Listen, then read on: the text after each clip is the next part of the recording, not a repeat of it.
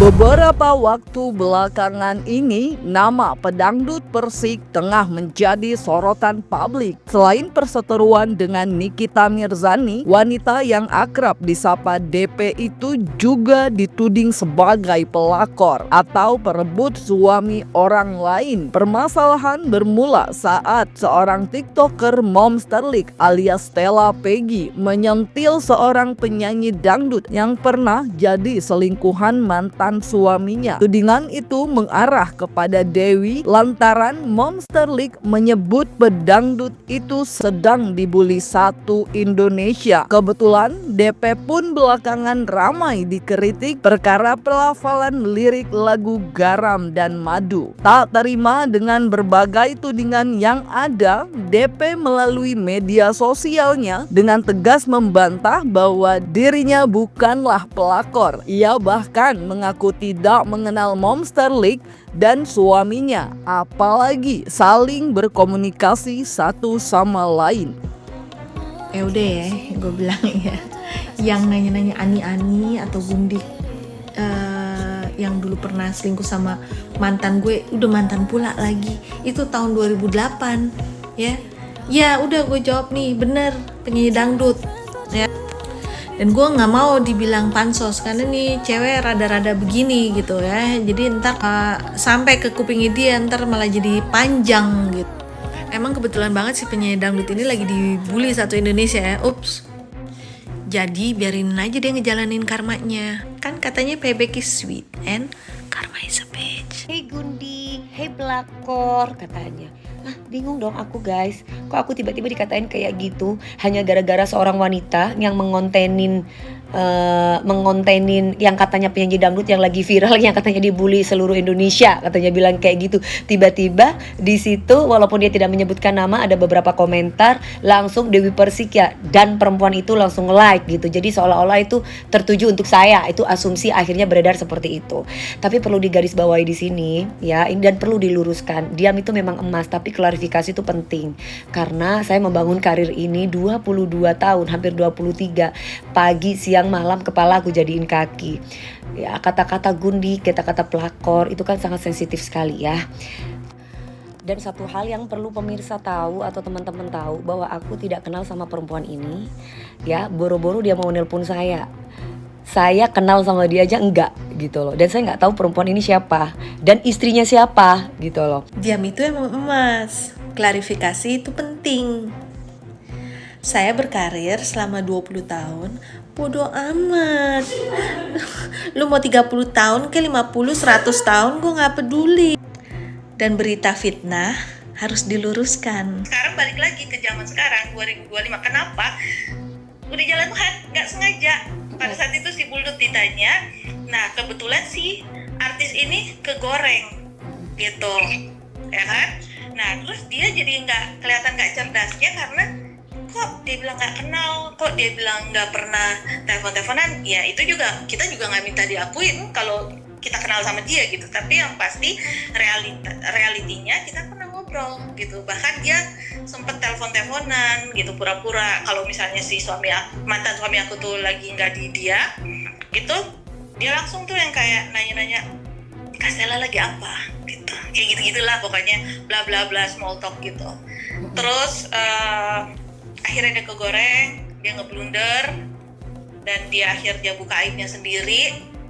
Ya, mau gak mau aku juga harus klarifikasi dong gitu. Dugaan perselingkuhan itu akhirnya membuat warganet ramai mencari siapa sebenarnya sosok mantan suami Momsterlik, hingga akhirnya mencuatlah nama Rene Ariseman yang pernah bermain di film bersama DP pada tahun 2008. Sang pedangdut pun sempat menyinggung pernah ada seorang wanita yang mengamuk di lokasi syuting karena cemburu. Ia diduga tak terima suaminya beradegan mesra dan menganggap bahwa hubungan mereka spesial. Lewat unggahan di media sosialnya, Momsterlik pun memberikan balasan yang menohok. Saya kenal sama dia aja enggak gitu loh. Dan saya nggak tahu perempuan ini siapa dan istrinya siapa gitu loh. Nah kalau misalkan memang katanya Ayang Butet pernah bilang sama aku gini, Ayang Butet itu adalah salah satu orang yang memang memproduksi sebuah film-film saya yang dipercaya oleh Maxima Picture. Aku tanya, Ayang ini apa istrinya? Oh ini jangan-jangan istrinya si bule ini yang jadi waktu itu pernah di lokasi syuting ada seorang istri yang tiba-tiba marah terus karena dia bermasalah sama istrinya gitu loh. Nah ketika itu aku sebagai lawan mainnya di mana dalam main film itu kan ada kissingnya gitu, ada adegan pelukan, ada adegan diranjang gitu loh. Nah ini kita menceritakan zaman dulu ya, bukan zaman sekarang. Kalau ternyata memang istrinya itu cemburu atau istrinya marah itu bukan menjadi masalah saya gitu. Tapi kalau saya pribadi saya tidak pernah merasa pacaran sama suaminya dan saya tidak pernah merasa mengganggu rumah tangganya orang. Perlu digarisbawahi ya. Dan saya juga tidak pernah merasa menjadi gundik siapa gitu loh. Lu bilang katanya gue marah-marah ke lokasi syuting. Lu beneran ada buktinya? Aduh, kan gue udah bilang waktu itu. Agak cerdasan dikit dong, darling. Logikanya di mana ya? Ada seorang istri yang lagi dilarang sama suaminya datang ke lokasi syuting karena ada hubungan terlarang. Terus gue cemburu gitu karena di film itu ada adegan kissing dan adegan ranjang. Kayaknya itu bukan film pertama dia yang ada adegan kissing deh. Gue mah gak peduli kayak gitu-gitu. Yang penting ini. Dan kalau mau cemburu bukan sama lu mbak, sama yang hatinya baik, cantik, dan pinter. Bukan sama yang burik mbak. Gue malah denger dari salah satu kru, katanya adegan yang sama mantan gue itu, lu minta lebih hot lagi. Padahal di situ lu udah menikah dengan suami yang kedua.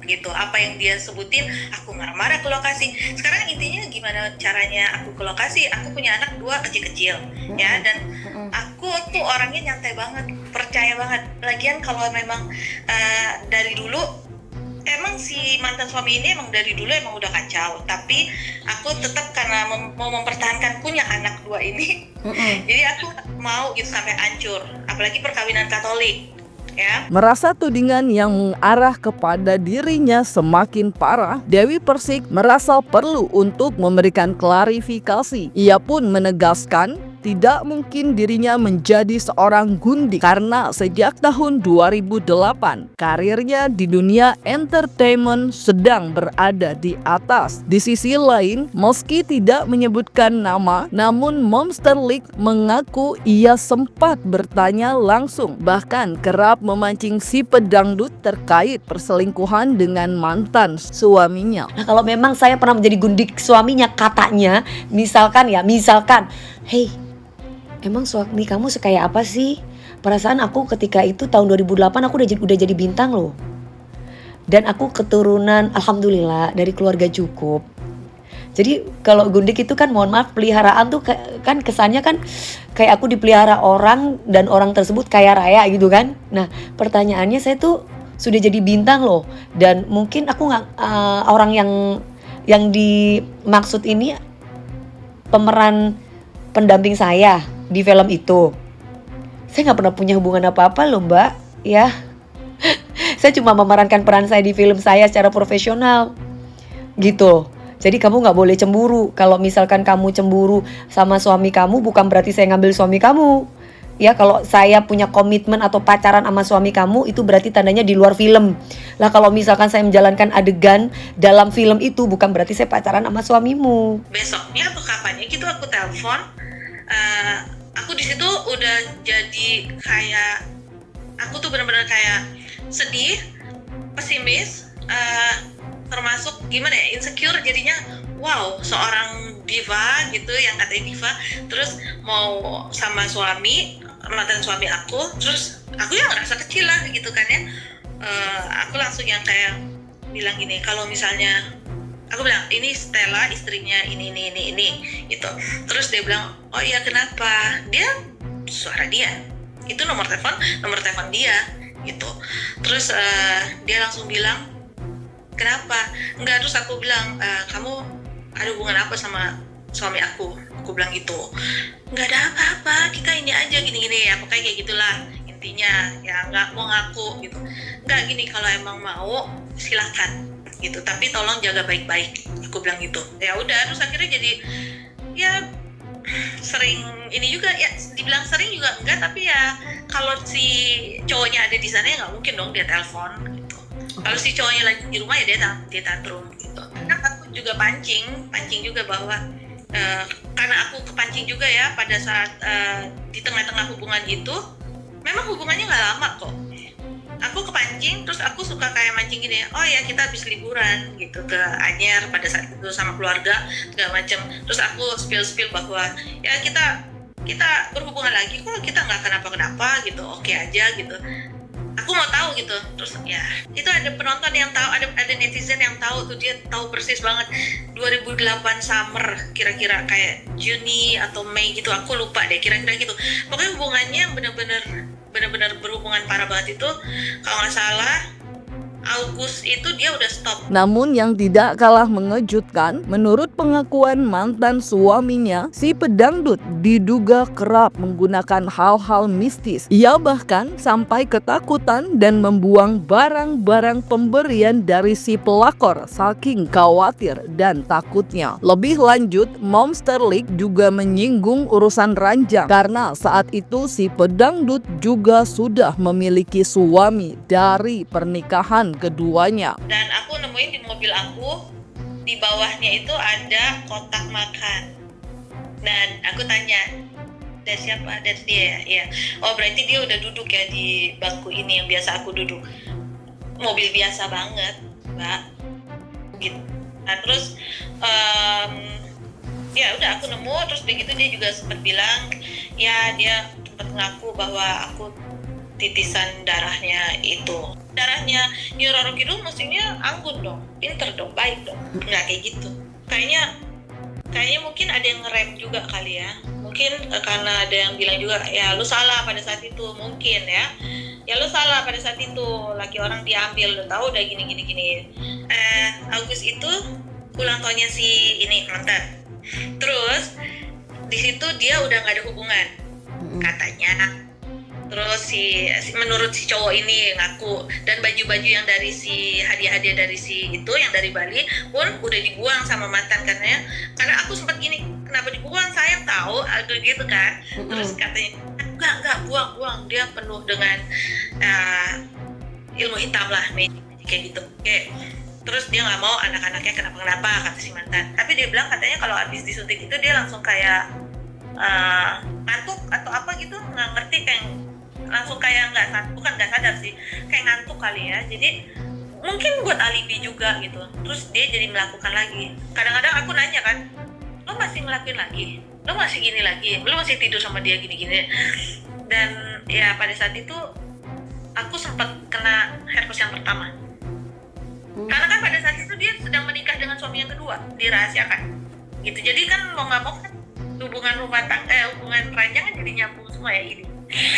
Geli banget gitu. Momsterlik juga berbagi cerita dan menduga keras bahwa mantan suaminya dan si pedangdut menderita NPD atau Narcissistic Personality Disorder. Mereka bahkan pernah meminta berkat dari pemuka agama terkait hubungan terlarang yang sedang dijalaninya. Meski berkali-kali dikonfrontir soal perselingkuhan, baik mantan suami dan si pedangdut bahkan seolah tak merasa bersalah di hati mereka. Karena dua-duanya sama-sama NPD gila ya, yang terutama yang cowok nih. Dia bawa si itu si bulut ketawa, bulut udah cuek aja. NPD ini ngajak si dangdut ke gereja katedral, minta diberkatin. Kayaknya si lakinya kali nggak ngerti deh, aku nggak berani jawab kalau itu. Yang pasti dia cerita, dan ini kan kejadian udah lama banget ya, jadi aku cuman ngambil poin-poinnya aja yang aku masih ingat gitu. Dia bilang, aku bilang, gila ya, lo baru Katolik, terus lo baru masuk Katolik, terus lo kayak gini, selingkuh, minta diberkatin. Iya, tapi kan selingkuhnya gue juga udah diminta berkat sama gereja Katolik. Hah? Ya itulah NPD manipulatif. Mantan suami itu kan, NPD itu gengsinya tinggi banget, dia nggak mau digituin. Dia bilang, lo gaji gue aja. Jadi si mantan suami ini akhirnya buat alibi, sok-sok kerja jadi asistennya si dangdut ini kalau nggak salah, manajer atau asisten aku nggak tahu ya gitu. Nah dia dimasukin ke tim manajemennya si dangdut itu gitu. Nah disitulah beberapa orang yang baik-baik gitu banyak yang ngasih tahu ke mantan suami juga gitu, hati-hati gini segala macam. Kalau menurut aku dia kalau emang bener-bener mau berubah, sayang ya, karena ini kan dia udah ada nama, dia harus jaga, jangan sedikit-sedikit tantrum, jangan ngerasa sedikit-sedikit paling benar, paling terhebat, paling apa. Kan kita ingat di atas langit ada langit. Nah itu kan dia juga sering ngomong kayak gitu. Apa dia nggak diimanin kata-kata itu? Jadi kalau ngomong tuh kelihatan banget kurang cerdasnya gitu, kayak cuman ngomong di mulut doang. Ya, apalagi kamu ngomong saya belasan tahun jadi gendaan-gendaan, apalah itulah aku nggak ngerti, aku gendaan. Aduh, kamu kayaknya harus menelusuri bibit bobot keluarga besar saya deh, karena keluarga besar saya itu TNI Polri, jadi nggak mungkin kalau misalkan saya jadi gundiknya siapa. Ya, nggak ada dalam sejarah Dewi Persik tuh ngambil pacarnya orang atau suaminya orang. Itu doang sih Mbak ya, biar Mbak paham. Tapi mudah-mudahan itu bukan aku ya, karena kan memang penyanyi dangdut, karena orang-orang semua pada ngetekin saya soalnya gitu loh ya. Kemunculan Monster League terkait dugaan perselingkuhan mantan suaminya pun tak pelak menjadi sorotan publik. Bahkan banyak yang menudingnya panjat sosial alias pansos. Apalagi DP saat itu sedang berseteru dengan Nikita Mirzani. Namun ia membantah dengan tegas karena jika memang ingin melakukan hal tersebut, mengapa tidak dilakukan sejak dugaan cinta terlarang itu masih terjadi. Monster League juga mengaku sudah berdamai dengan masa lalu dan memilih pasrah kepada sang pencipta jika memang kehendaknya si pedangdut mendapatkan balasan atau karma atas segala perbuatannya. Yang aku lihat juga dari siapa sih? Aku disangkut pautkan dengan si Nikita Mirzani lah, dengan siapa Mbak Tessa Mariska lah gitu. Nggak ada hubungannya, kita benar-benar pure sendiri, nggak ada dukungan backingan siapa disuruh siapa nggak ada. Pada awalnya karena kalau emang kita mau pansos atau dari dulu kita mau buka aibnya itu kan dari dulu bisa ya, tapi aku waktu kejadian itu fokusnya tuh cuman bener-bener mau selamatin rumah tangga ini. Walaupun pada akhirnya aku tahu si mantan suami aku ini NPD berat, dia itu psikopat abis. Dan pada saat itu abis kejadian mereka selingkuh ya, aku tuh kayak ngeliat aja gitu, kayak nonton, oh ternyata nggak usah dibales kejahatan, nggak usah dibales dengan kejahatan gitu, kita diam aja anteng, ternyata udah dibales sama yang di atas gitu. Dari kejadian dia selingkuh, suami aku kan langsung tuh kayak nggak punya kerjaan lagi, itu kayak karma juga ya. Terus si dia berantem dengan Andi Soraya, habis itu dia berantem dengan almarhum Jupe ya. Terus habis itu dia berantem dengan asisten manajernya dan manajernya juga. Itu semua keluar, itu satu-satu semua kebongkar aibnya. Terus habis itu dia kan pantang menyerah tuh, karena dia mungkin obses sama bule. Habis itu kan dia dapet si yang Yusuf juga dikiranya kan mantan aku, padahal bukan dia. Nah itu aku bersyukur banget pada saat itu berita kita itu benar-benar enggak ke blow up.